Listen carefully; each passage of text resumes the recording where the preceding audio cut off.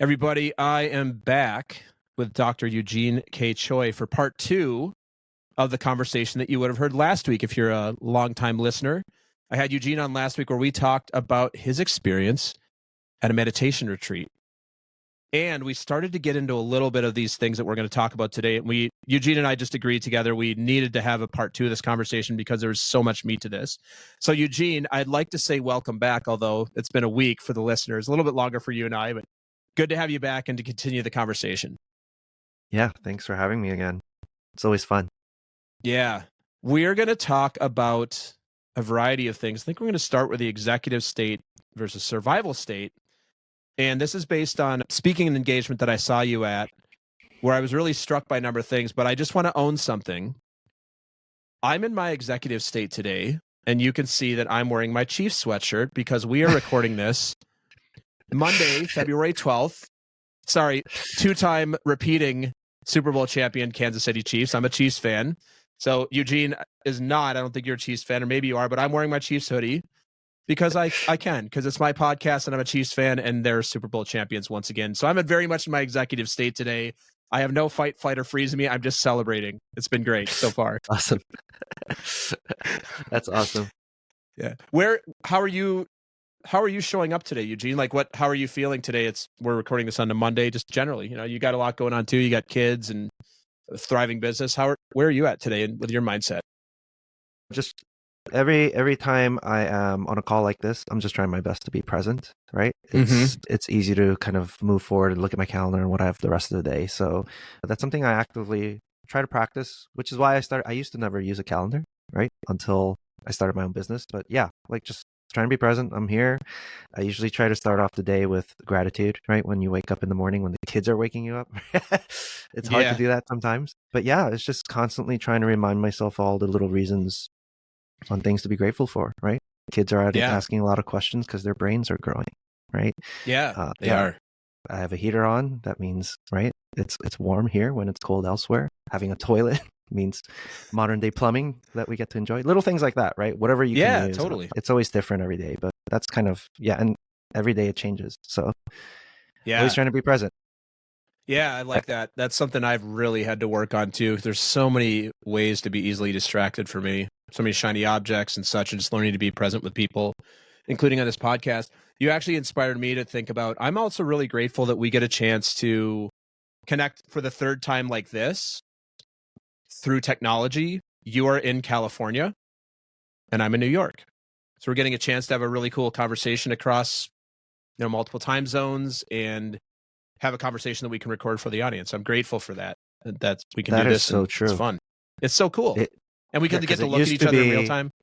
Yeah, we get to see each other's faces. That's new, right? And it used to be if we did call each other and you were in New York and I'm in California, it would cost however much cents per minute, right, of us talking. Per minute? My God. Long distance phone calls. You remember that? And now it's all free because of the internet. Yes.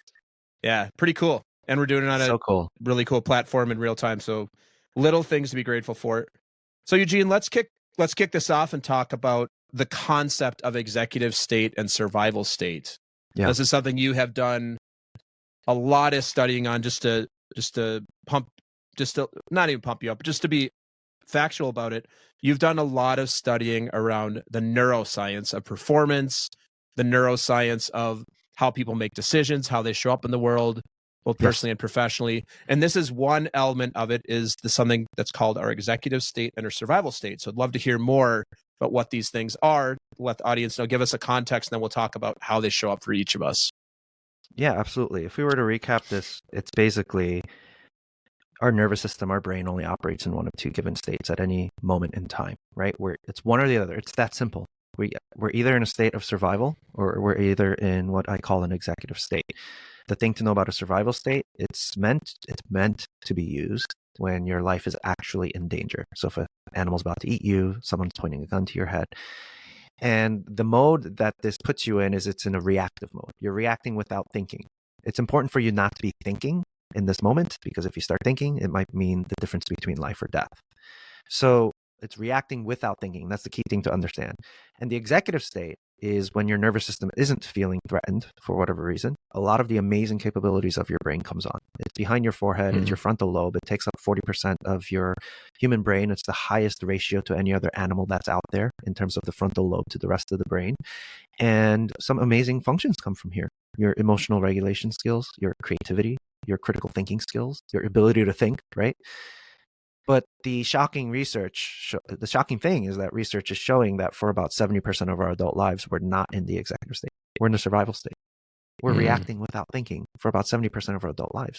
That means our empathy's off. Our ability to connect with people, we're not connecting with people. We're busy being transactional with people. We're using people instead, right? Because when you're in survival, it's all about me, me, me, me. I need to get what's for me, right? I mean, during the pandemic, what was survival state was all that toilet paper being hoarded when clearly like people aren't thinking. It's just like, really? Like, this is the thing? Like, this is the thing to be panicking about, is that you don't have enough toilet paper, right? Do you see what I'm saying? Because you're not thinking.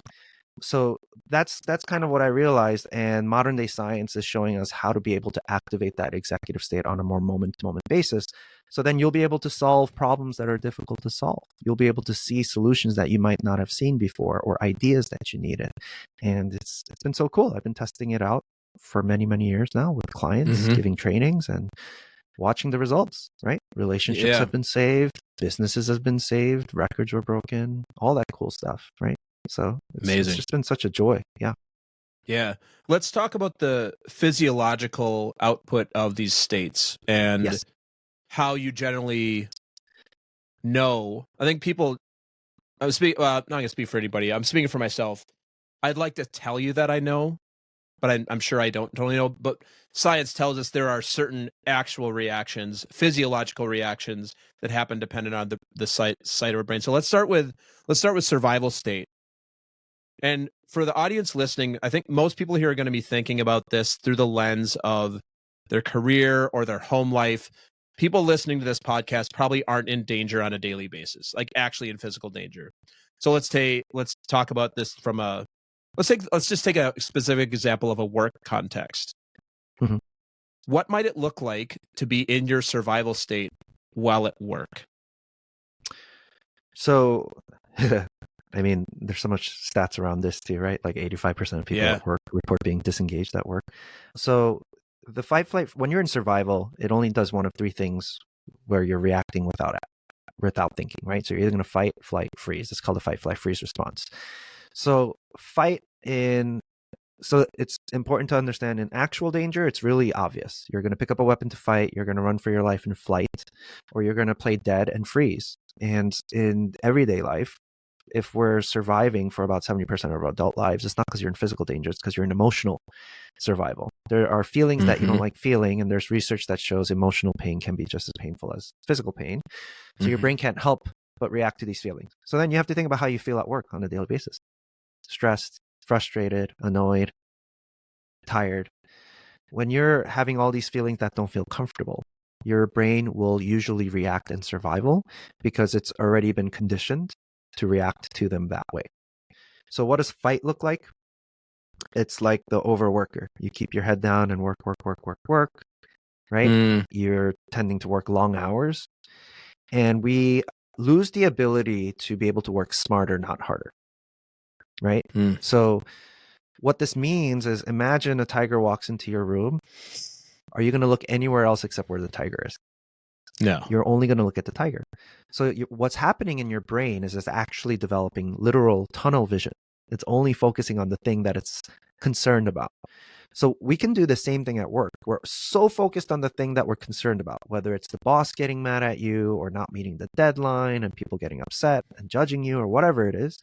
Your brain goes into that tunnel vision, and we end up overworking when there's probably more efficient, better solutions, right? And this goes into a deep rabbit hole, because another fight response could look like people pleasing. Because you also have to think, why do people overwork? Why do people say yes to things they want to say no to? That's also a fight response. We might fight for approval. We might fight to feel worthy. We might fight to be enough. But you have to ask, why are we fighting to begin with? Unless what we actually believe about ourselves is that exactly that I'm not enough. I'm not good enough. I'm not smart enough. I'm not capable enough. I'm a loser. I'm a failure. unless we believe that, we wouldn't fight to do those things to begin with, right? Yeah. So if a person has a low sense of self-worth, the people-pleasing happens, and we form poor ability to set boundaries, set healthy boundaries. You see what I'm saying? So Yes. that's also another form of the fight. It's we just overwork because we have a lot of fears, right, or beliefs about ourselves that cause us to react without thinking and keep saying yes to things that we probably shouldn't say yes to because it's already well beyond our capacity. Man. Do you see what I'm saying? Yeah, Eugene, I want to make a comment here. You know, we both do coaching work with individuals and groups and such. How often do you hear boundaries as an issue? I hear it all the time. The people are sometimes quite present to it. Yeah. That boundaries is their thing. One of the reasons I wanted to have you go through each of the survival states is that really strikes me that that's a fight response. Mm-hmm. It's a fight response. That is not where I would naturally go from those three. That's so interesting because as you talk about it, like that makes perfect sense. Yeah, and it depends on the individual because it could also be a flight response, by the way. Sure. Right? To avoid conflict, right? I want to avoid conflict, so I'm going to flee by saying yes to this thing I want to say no to. But for people who overwork because they're just so used to working too much, that's usually a fight response. You see what I'm saying? Mm-hmm. Like I keep saying yes to things even though I know I should say no, but I'm so scared of being perceived or starting to see that I'm a person that's not capable, a failure, a loser, whatever, insert whatever thinking that you might carry. We fight to have status, to have acceptance, to fight for approval. So, and it always usually leads to burnout because because people take advantage of fighters all the time. They make great employees, right? Until they get burnt out. And what happens when you get burnt out? They're going to move on to the next batch of traumatized people that they can take advantage of. You know what I mean? You're speaking to somebody. I spent a year and a half at a company, and I look back fondly with it. And looking back now, it was a year and a half of almost pure survival state for me. Right. And what happened? I got burnt out. Right. The whole company was pretty much in survival state all the time. Is at least out looking back now, it's how it felt. You don't always recognize it at the time, but it makes so much sense that people were so burnt out. Yeah. And if the top leaders are burnt out or operating on survival, what's it going to do for the rest of the team? It's going to catch up to the rest of the team. Yeah. I see it happen all the time. We see stories about it all the time. And because of all of that tunnel vision, by the way, that's why mistakes get made. That's why scandals happen. People just don't see things when they're in tunnel vision until it's too late. Yep. Which is why it's in our best interest to learn how to identify what the fight response looks like and get ourselves out of it. Yeah. What about, I know it asked for a specific example at work, but what about at home? Oh, geez. Yeah. I mean, at home, it's going to happen more because at home is, especially if you're not living alone, right? If you're living with others, whether it's a family or roommates, or it's going to come out the most because these are people who see you at your home when things tend to be a moment where you let your hair down. So all your insecurities come out, right? What does fight look like? It's at home. Like you can't sit still. You go on vacation and you can't seem to rest, right? You can't slow your head down because your brain, if you carry a belief about yourself where it's something not true about your worth or your perspective about yourself, some unhealthy perspective about yourself, your brain's going to keep fighting on autopilot to be more, to do more, right? And there's nothing against getting things done. It's just a matter of how we tie our accomplishments to our worth. If there's a tie to it, then it's going to be a fight response. Versus if you don't tie your accomplishments to your self-worth, it's not a fight. In executive state, it's a form of self-expression. You do things because you want to. It has to come out of you. There's things that you want to share. You want to be able to connect with people and help them, right? And then there's also fight for approval. At home, this was a lesson for me as a husband and as a father. At one point in my life, I realized I do all these things. I say I do all these things for my family because I love them, but it wasn't. Because I carried a belief that I don't matter. It was a fight response. My brain's going, hey, I don't think I matter. I'm not worth much. So quick, fight. Do nice things for other people. Maybe one day you will feel like you matter. Well, we talked about this last week. Yeah. That you got really present to this when you were in your meditation retreat where all you had was your thoughts. You got really present to this. And if I'm not mistaken, this belief system here of all your fighting manifested itself as physical pain for you in your at your meditation retreat. Yes. It was wild. I mean, that's the part Yeah. where it might be weird for people, but like, I mean, I'm not shy about it anymore because it happened. Like, it was a physical Yeah. It's experience. factual. Yeah. Physically feeling your emotional pain, apparently, right? It's like, it was noticeable enough because it wasn't like an ache. You know what I mean? It wasn't like a Yeah. muscle ache. It was like a Yeah. different feeling. But yeah, I mean, it's just been a wild journey, like learning about all this, the fight response, the flight response, the freeze response, and how it impacts us. I mean, that alone is the first major hurdle, is realizing that a lot of what we're doing is fight, flight, or freeze. Yeah. We just think it's, you know what I mean? Like, there's a lot of Yeah. fighters who wear it like a badge of honor. Oh, I get Oh, shit yeah. done. I'm a very productive, high performance person, when they're usually probably the most guilty of being in a fight response. Yeah. You know what I mean? I saw an email from somebody I think you may know as well last night, talking about, if you go on Instagram in about 45 seconds, the hustle and grind culture, like, I don't got time to watch the Super Bowl. Like, and the guy's just like, if that's true, then you probably don't have time to spend time with your kids and be a better whatever it is you're doing. Like that's just, yeah, like the hustle and grind culture. It's so interesting to think about that as a fight, because I never thought about it that way. Because you're just fighting for something. And Yeah. a lot of the times, I'm speaking for myself here, I'm fighting to have people perceive me in a certain way. Right. Because that I think builds trust. And looking at my sales career, definitely in a fight response a lot of the time. Yeah, it's like the I don't have time mentality is usually a fight response. It really is. Mm-hmm. Because it's the more, I mean, I've said it plenty of times too, right? I don't have time. I don't have time. I don't have time to do this. I don't have time to do that. But what I realized over time is, a lot of times what it really is isn't that I don't have enough time. It's I don't prioritize, or that's not a priority for me right now. Why would I not make the time to grow? Well, it's just not a priority right now because I'm busy fighting for my self-worth. I want people to perceive me a certain way. That's more of a priority for me. Yeah. Or my fears are more of a priority for me. To fight, to look better, to impress people, that's more of a priority for me. It's not really I don't have time. I mean, in the business coaching world, there's a saying, if someone tells you the bottleneck is I don't have enough money or I don't have enough time, that's never the bottleneck. You didn't go deep enough. About that. What's causing the person to not have enough time? And sometimes it's a boundaries thing too, right? It's like, well, why are you saying yes to all these other things that clearly don't add value to your life, but you keep saying giving your time to it, and you're telling me you don't have time? Or micromanaging, or inability to delegate or trust people. Yeah. And then likely, where does that show up at home? If you're, like you said, if you live with other people. It's exactly what you said. It's like the person who says I don't have time that also doesn't have time for their children, also doesn't make time for their spouse. The home life starts to suffer, right? I think we've all been there. It's back and forth battle, right? Like it feels like at times.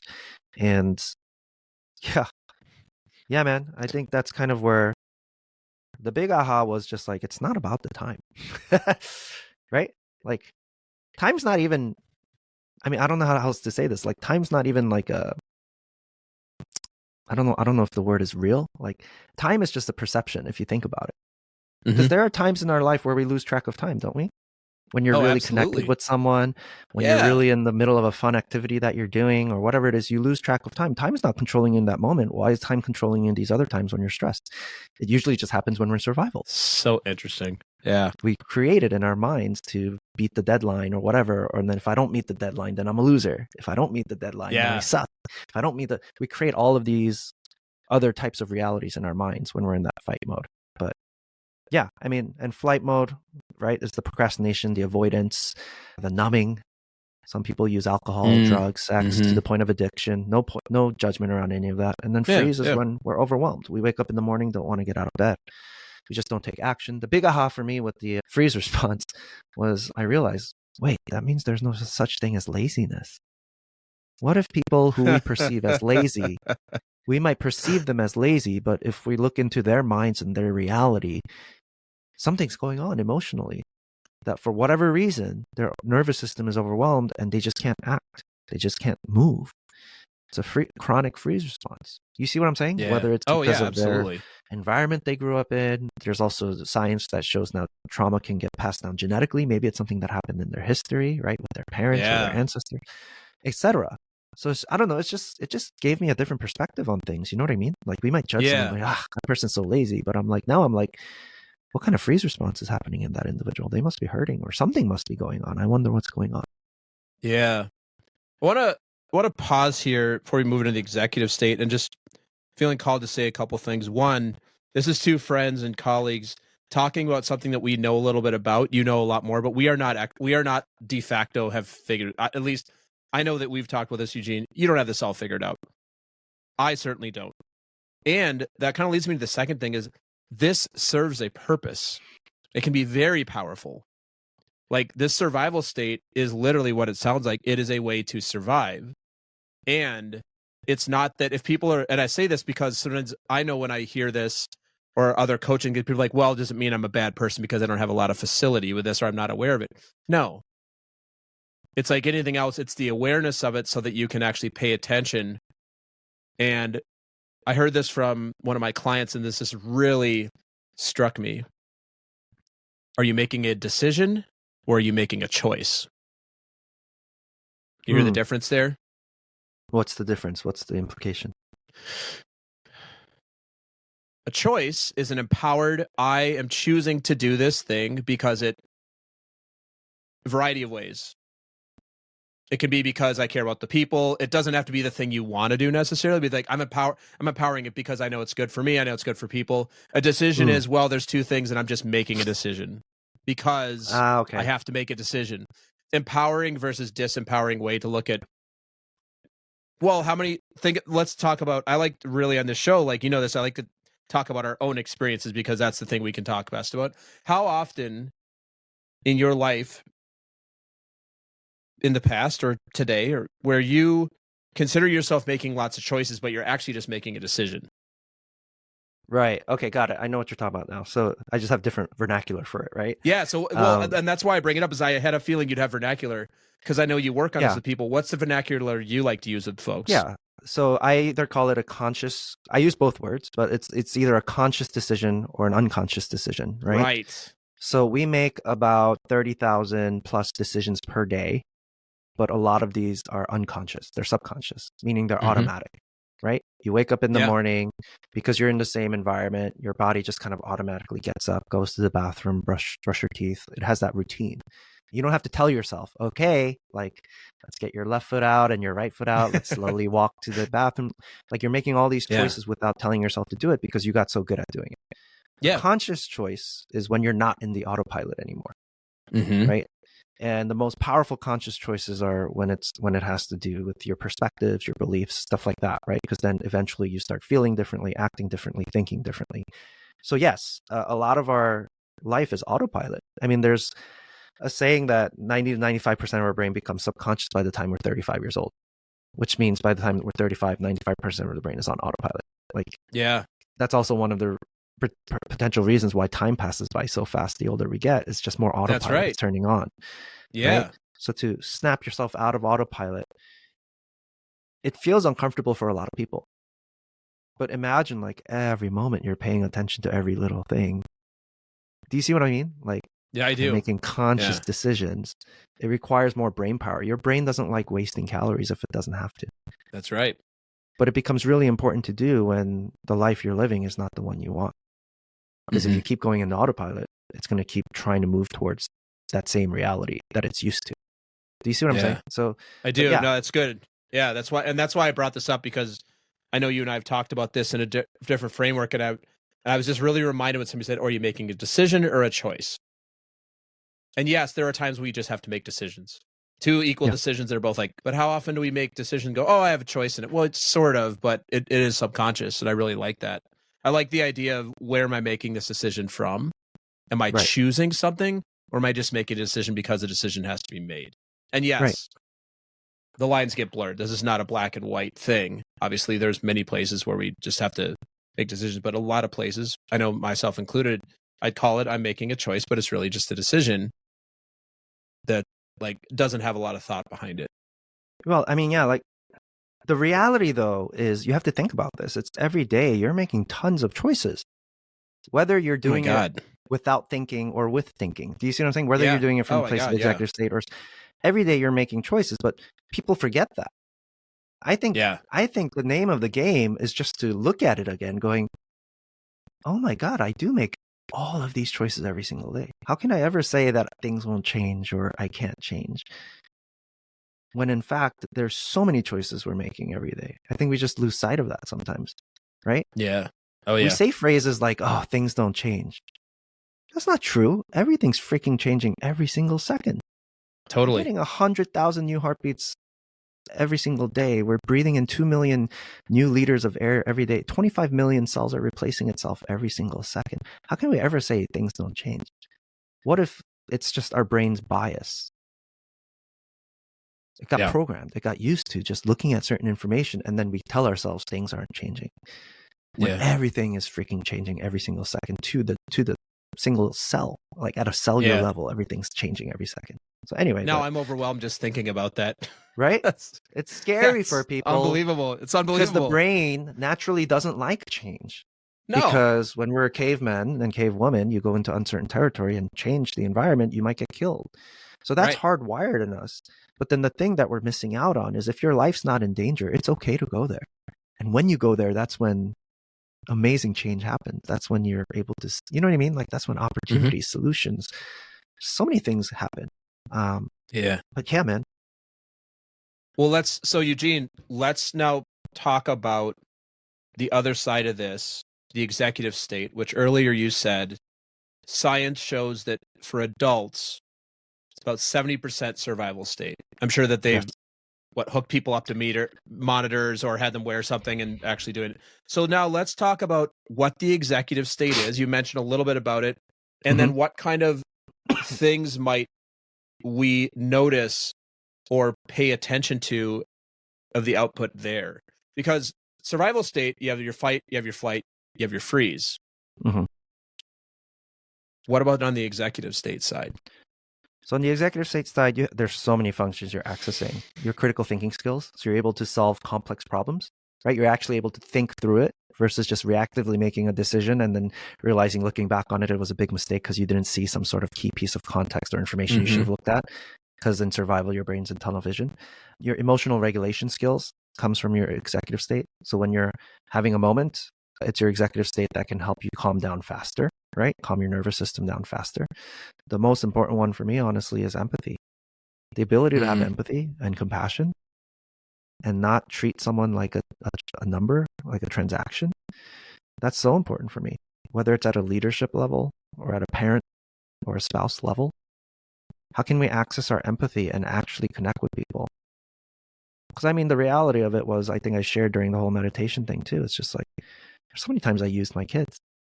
There's so many times I used my wife, if I'm being honest, to help me feel better about myself. And when we're in an executive state, we're able to do that. And because all of these things are on, your productivity, your value that you contribute to people, it just skyrockets. You know what I mean? You know, I mean, speaking of personal experiences, you know, it was a big aha for me because like a lot of this stuff I think can get misconstrued as like, oh, this is about like performing really well. Like this is your productivity hack and whatnot. Like, yeah, like those are great side effects that happens when you train yourself to get out of survival state, right? Get out of that autopilot more often. But dude, I might have shared this last week, but I'm trying to remember, but like, I remember having a conversation with a friend of mine who's a former Navy SEAL. And he's like, with all this brain stuff that you study, like, what do you think is that thing, if you learned how to do, it gives you that edge, that even if it's just that 1%, because in the Navy SEAL community, they're always looking for that extra 1%. Absolutely. And I'm sitting there and it just hit me. I'm like, it's emotional regulation. It's your ability to get out of anger, frustration, stress, anxiety, depression, like to train your brain to get out of it more often. Because research shows, biologically speaking, you can get out of a state of survival in as little as 90 seconds. If you look at any animal out there, like a deer outruns a tiger after almost being attacked, within 90 seconds, if you watch its nervous system, it just moves on with its day. Even though it almost just died, it just moves on as if nothing happens. But humans, we have this weird ability to hold on to the past, right? We just keep thinking about it, thinking, That was a oh, that crappy thing day. that person said, that was a crappy day. That was a crappy day. I'm like, wasn't that like 2 months ago? It's like, yeah, that was still such a crappy day. It's like, oh, okay. Like, so much value in holding on to that, though, Eugene. I mean, it's so much value. Right. It feels so good. Not really, but. And then there's a famous pastor, T.D. Jakes. He was like giving this sermon, and it was so powerful. He was just making a powerful question about like, you held on to that person that did that thing to you and said that thing to you 38 years ago for 38 years. Who is worth it to give 38 years of your life? Oh, yeah. And that person is probably not even thinking about you. Yeah. You know what I mean? Oh, man, totally. Yeah. Right? So it's just like, it's so powerful. I realize it's the emotional regulation part, because if we can't do this, because you want to know where the real power is, I'll give a personal story. I have my middle son, Theo. He just turned 6. My neighbor is the same age. They're in the same class. Their birthday is 2 days apart. They were born within 2 days of each other. And they played with each other a lot in the past when they were younger. And our neighbor, it was not too long ago, about a year or two ago, the mom passed away. She was struggling with cancer for a while. So I remember I'm at home with my family, with my 3 kids, and we're goofing off, laughing, having fun. And it hit me. It's just like, here we are goofing off, having fun, while across the street, another family is grieving. And my friend just became a single father. 2 different realities are literally happening at the same time. Are you following so far? Right? Like, and I realize, the greatest leaders have the ability to accept that fact. Leaders in survival try to pull other people into their reality. You see what I'm saying? Without any acceptance of this other person's reality. So that's when I realized, like, yes, I highly acknowledge the value and the need for conversations like DEI, right? But when I'm looking at the science, it's like, there's even a deeper level here. It's to have the ability to not be uncomfortable with the fact that there are many realities in this world happening at the same time. At the same time. It's not a battle to try to convince someone else of a different reality. The first step is to understand how to accept that there's, like, it's true. There are multiple realities being lived at the same time in this world. That makes people uncomfortable. There's a term called cognitive dissonance, to hold 2 opposing ideas at the same time in the brain. It really triggers survival, because when your brain's stressed, it needs black and white answers. Absolutely. Right? If in front of you about to eat you, you can't be like having cognitive dissonance. I need clear answers right now so I don't die. Yeah. But when you're a leader of a company and you're in survival, you're going to damage the whole company if that's how you're thinking. So a person's ability to be able to hold discomfort and not react to it. That was the big lesson too from the meditation retreat. It's like, we have this ability to be uncomfortable and not react to it. That's what mental strength really is. Do you see what I'm saying? It's like, that was the big aha, man. It's like, wow, that's so true. The greatest leaders can sit with many opposing ideas, and they don't have to react to it. Why do they have to get upset? Why do they have to get triggered? If they can maintain an executive state, they don't get concerned. By the way, being concerned is usually a symptom of survival state. But instead, they get curious. Because if you look at the source of suffering in this world, it's because of black and white thinking, isn't it? It's 2 parties in the survival state. They're just either fight or flight. They're busy fighting with each other, or they're avoiding each other in flight. And remember, no empathy's on. So someone's going to get hurt. Yeah. I mean, it's ironic because, like, I mean, that's what really diehard sports fans are too, if you think about it, right? Whether it's the Chiefs or, we just had Super Bowl yesterday. But like, you see that play out in certain populations. I mean, like, I grew up in New York City. I didn't realize how bad the rivalry was with some of these teams. Like, they get upset at each other. They want to actually fight with each other. They literally fight with each other over a team that you're not seeing any of their money. You know what I mean? Like, they're the ones making. You're giving them. You're each time you're giving them some of your money, their money. Yeah. And you're talking about them as if they're your best friend, but they don't know who you are. Right? It's just, remember, we're not thinking when we're in survival, right? Totally. Anyway, there's a deeper rabbit hole of why we do that, right? With our perspectives about ourselves. But anyway, my point is like, if we simply got better at embracing that kind of discomfort, to first accept, whoa, your reality is different than mine. I don't need to do anything right now except be listening, open heart. Because, I mean, as a parent, that's one of the damaging things we can do to our kids, is to react to their uncomfortable emotions. You ever see the kids like when a parent when they're well, I've done this too, right? It's like when the kid's crying and you don't want them to cry anymore. You're like, oh, you're trying to distract them. Let's turn the TV on. Here's some candy, right? Wait, The only reason for are you talking about what happened to us this morning with our 3-year-old? Yeah. It's almost like you're in the house. Not Right. by the way, listeners, not the candy, but yes, I had a strong emotional reaction to his strong emotional reaction for sure. Right. But if we slow that down for a second, we're reacting to the child because we're uncomfortable with that feeling. Do you see what I'm saying?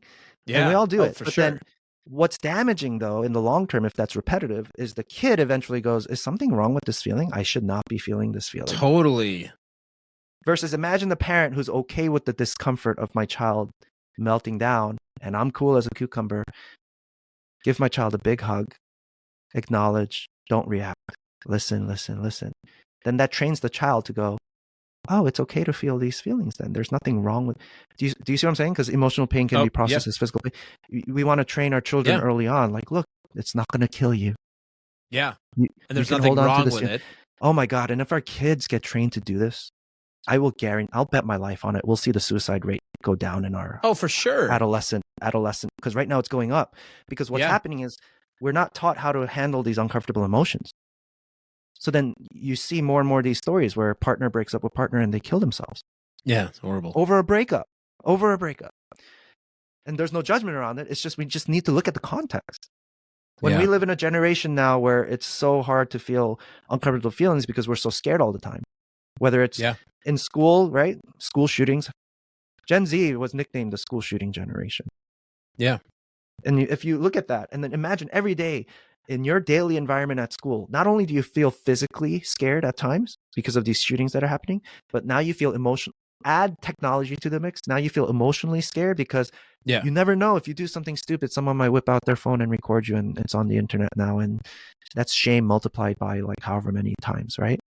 Oh God, yeah. So we're taught early on to avoid or fight really hard to get rid of these feelings that are quote unquote not good.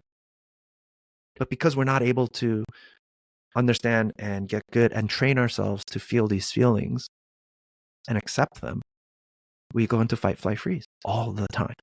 Mm-hmm. Right? So Eugene, before we wrap with this, let's first of all talk about, and I'll just give you a little promo here. So Eugene, you work with people individually, you work with people in groups around these, like you actually do this work with folks, usually high level entrepreneurs, but it doesn't have to be. And we'll talk about how people can connect with you. But my guess is there are people listening to go, wonderful. Where do I start? Like if I'm not ready to work with somebody, what's something that anybody who's listening can go and do? And I love a thing that they can do today whenever they're listening to this. What's something people could do? Yeah. So the first part of the process is really just awareness. So it's a 3-phase process for me. It's awareness, training. That's where the science comes in. If you learn the science, it gives you the tools and the skills to be able to change stuff, right? And then implementation. If you don't implement, right, you don't see the changes or the benefits. Yeah, of course. So the thing that anyone can do is just awareness building. What I personally do with all my clients is fight, flight, freeze. Make it a daily practice. See if you can notice it, whether it's in other people or in yourself. Make it a game. Oh, that person lost their mind on the road in road rage. Oh, there's a fight response. Oh, I'm procrastinating again. There's my flight response. Oh, why do I actually name what's coming up, what you're noticing? Yeah, it's powerful. Just notice it. Just powerful. Every single, and at some point, I promise you, it will hit you. And you're going to ask better questions and you're going to go, wait, if I am in fight mode, I work this hard all the time and I have trouble saying no. What am I surviving from? What am I surviving from? And that's when you get more clarity around what the actual insecurity or the belief system that's not real inside of you is. And then at some point you will want to go, so what do I do about this? But that's the first step. It's awareness. And I talk about it on my podcast. I talk about it on the free trainings that I give, workshops that I do, all that kind of stuff. So that's step one. Anyone can do is just make it a daily practice. Fight response, flight response, freeze response. Just noticing it. If you don't notice it, then you're going to continue living in your autopilot. Yeah, I'm an autopilot. So you mentioned something. You run some sessions monthly where you talk with folks about this and help train people out at free of charge, just because I know that you have a real passion for this. And as I've gotten to know you and your work, you care a lot about this if nobody ever paid you a penny for it, because it actually changes our world. Yeah. And as a father, you're a father, just like I'm a father. You mentioned the kids. It's important. So let's talk about those monthly calls, and then any other ways that you'd like to have people connect with you. Yeah, absolutely. So I launched Neurohacking School, and that's exactly what this is about, is like being able to Great equip name, by the people with way. the I'm sure you've science. heard. Thank you. Yeah, Yeah. great name. So I'm launched this year, I've launched free workshops that I'm doing once a month.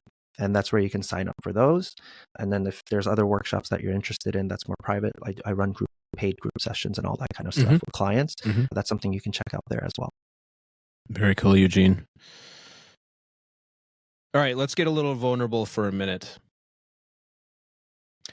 What's a normal, and I'll answer, we're going to do this together, two people who understand this stuff. What's something that will put you into your survival state on a normal day that isn't actually like an actual danger? And let's take the kids off the table. I think for those who are parents, that's an easy place to go survival, right? Yeah. Well, and I'm talking about things like, hey, the principal called, or just like, it's like a natural, like, ooh, but what's a thing that is just a trigger for you that can get you into the survival state that you really had to work on? Yeah, I mean, it's exactly what I shared a little bit earlier. I know I have this boy inside of me, this younger version of me that believes he doesn't matter for many reasons, right? Mm-hmm. And I think one of the biggest things that I remember was like, I was working like 3 jobs, man, when I was in college, because we grew up really poor, and my mom was working a lot too.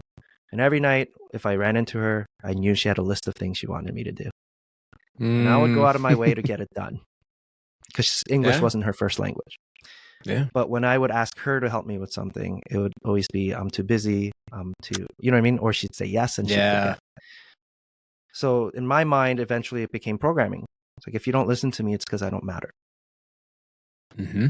So that's a big one for me, where I don't matter comes up a lot, whether it's because I said something and I'm not heard, or I get dismissed, someone's dismissive with me. I mean, yeah, I know you're saying not to bring kids into the picture, but when they don't listen to me, that's why I get angry, right? Like, in my mind, it's because I don't matter, when in reality, it's like, it's a 5-year-old being a 5-year-old, a 7-year-old. You know what I mean? Like, it's a kid being a kid. So I had to work through that a lot, man. And really like realize the thing was, I wasn't listening to me.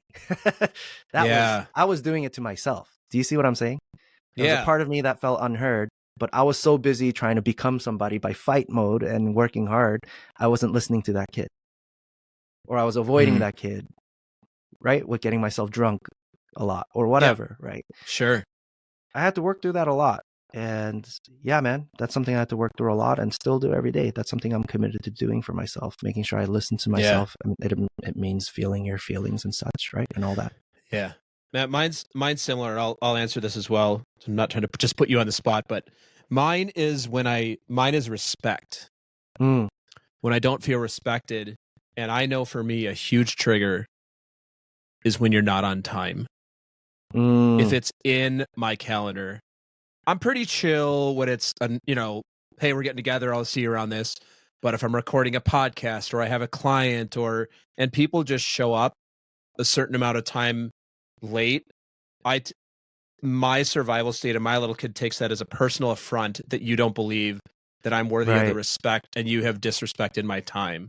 Right. Partially because I grew up in my grandparents, my parents, we're a pretty timely family, not because I think it's just part of our integrity as a family. But as I was asking you this, I'm like, what's mine? I'm like, oh, it's if you show up late. Now that doesn't mean you can't show up late and it's all good. But I have a hard time getting out of this is a personal front and into like, well, maybe they got stuck in traffic. Right. Maybe their internet was out.